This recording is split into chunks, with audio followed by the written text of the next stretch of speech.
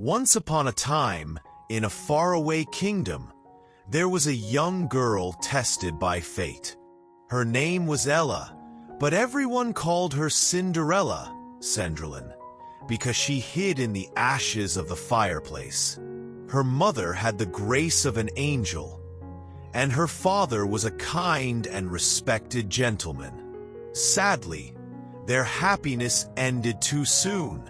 Her mother died, and her father married a proud and arrogant woman. This woman brought her two daughters. One was rude and greedy, the other lazy and selfish. From the moment the new stepmother and her daughters arrived, they could not bear Ella's presence. Ella's natural beauty overshadowed their fake decorations. Ella was no longer the lady of the house, but became a servant. She woke up before sunrise, scrubbed heavy pots, cleaned cold stone stairs, and fulfilled her stepsister's endless requests. Her own bed was a straw mattress in the coldest and dampest corner of the attic. She said nothing about this unfairness and suffered all her pain quietly. Days, weeks, and months passed this way. Cinderella's spirit continued to shine despite all the difficulties. One day, the kingdom was shaken by big news. The king was going to hold a ball for his son.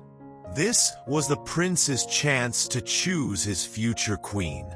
This news caused great excitement for the stepsisters. For days, tailors, hairdressers, and jewelers came to the house.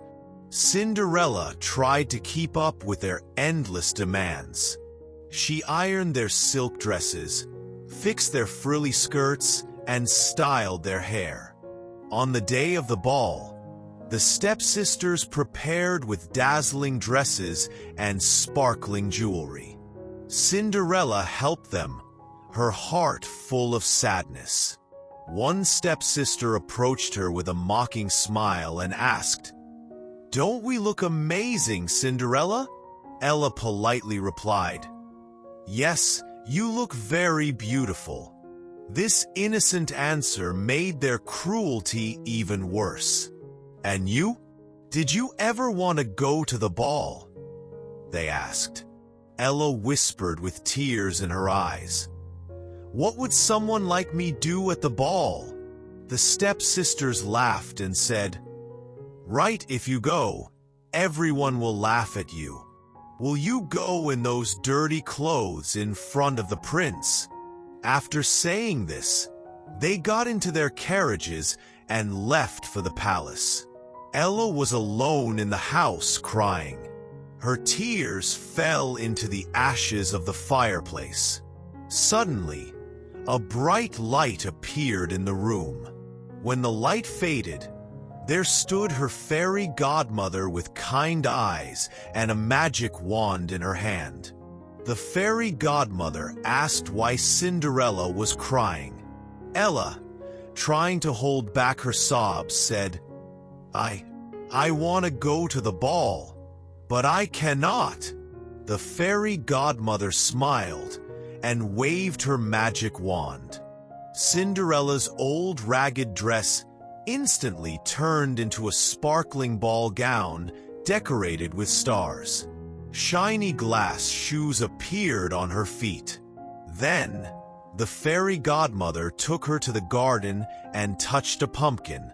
The pumpkin became a golden, elegant carriage. Then she turned 6 mice from the traps into horses, and a lizard into the coachman.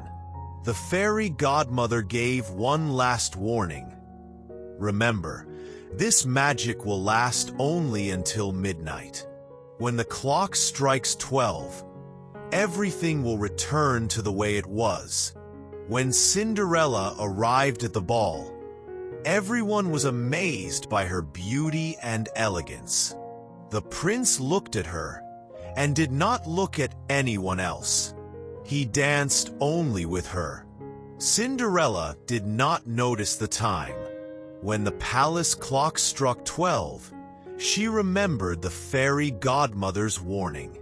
She ran away quickly from the palace. While running down the stairs, she lost one of her glass shoes. The prince ran after her, but could not catch her. Only the shoe remained in his hand. The prince was determined to find the owner of the shoe. He sent his servants to every corner of the kingdom. When they arrived at Cinderella's house, the stepsisters eagerly tried the shoe, but their feet were too big.